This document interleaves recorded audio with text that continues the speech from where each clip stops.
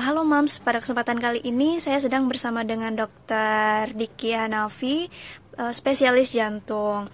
Nah, kemarin ini memang sudah dikumpulkan nih pertanyaan-pertanyaan dari Mams terkait dengan penyakit jantung secara umum dan penyakit jantung untuk bayi dan ibu hamil.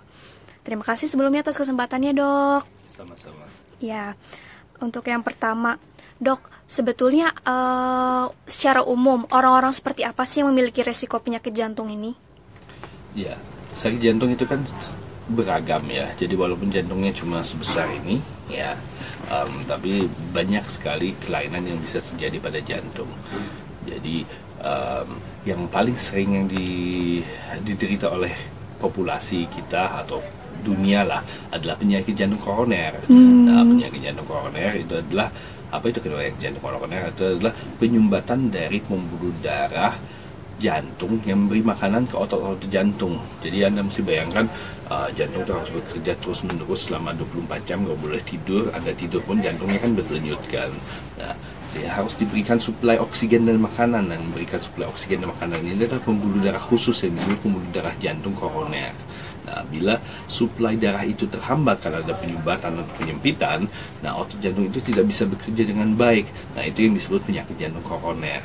Dan semua yang menyebabkan penyempitan dan penyumbatan tersebut itu adalah faktor risiko untuk terjadi penyakit jantung koroner.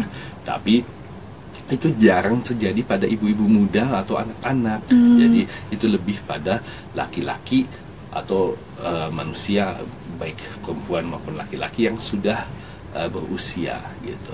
Tapi ya sekarang juga usianya juga makin muda untuk penyakit jantung koroner.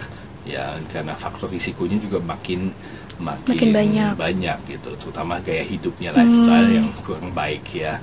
Lalu sebetulnya penyakit jantung, khususnya penyakit jantung koroner ini sebenarnya bisa dicegah nggak sih, Dok? Ya, ada faktor-faktor yang bisa dicegah. Jadi penyakit jantung koroner ini banyak faktor risikonya. Tadi seperti saya bilang, diabetes, kencing manis, darah tinggi, rokok, ya, kolesterol, dan ya salah satunya obesitas. Nah, faktor-faktor ini bisa dikendalikan, berarti mencegah terjadinya penyakit jantung koroner. Tapi ada faktor-faktor lain yang tidak bisa kita cegah, yaitu faktor genetik dan faktor jenis kelamin, dan yang terakhir faktor usia. Tanda-tanda apa sih, Dok, yang harus kita waspadai atau ketika muncul tanda-tanda itu harus segera ke dokter gitu? Apa aja tanda-tanda yang harus diwaspadai tersebut bagi orang-orang? Nah, gejala umumnya sangat berbeda. Yang khas untuk penyakit jantung koroner, kita hanya ngomong fokus ke koroner saat ini, adalah nyeri dada. Jadi nyeri dada khasnya adalah nyeri di sebelah tengah sampai menjalar ke kiri, mungkin menjalar ke lengan, ya, seperti kerasa kebas di tangan kiri atau di bahu, ya, mungkin juga menjalar ke belakang maupun ke rahang. Hal seperti itu yang khas, tapi hanya sepertiga penyakit jantung koroner yang mengalami khas seperti itu. Sisanya mungkin rasanya cuma sesak atau rasa tertekan, ya, hal seperti itu. Atau cepat capek pun bisa menjadi tanda awal untuk penyakit jantung koroner, terutama pada pasien-pasien dengan diabetes. Ya. Lalu ada juga nih, Dok, yang bertanya terkait stroke. Ketika stroke ini tuh apa sih sebetulnya yang harus pertama kali dilakukan gitu? Apakah harus langsung segera dibawa ke dokter ataukah ada penanganan bisa di rumah gitu, penanganan pertamanya? Stroke maupun serangan jantung itu mekanismenya sama, yaitu penyumbatnya pembuluh darah. Kalau penyumbat atau menyumbatnya pembuluh darah, kalau di jantung, serangan jantung itu menyumbatnya pembuluh darah koroner.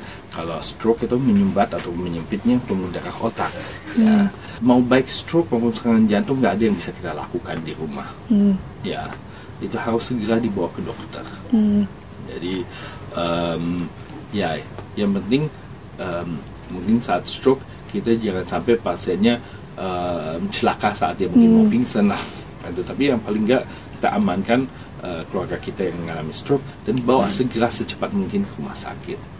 Lalu nih, Dok, ada pertanyaan masuk nih. Makanan apa yang baik dikonsumsi untuk kesehatan jantung kita?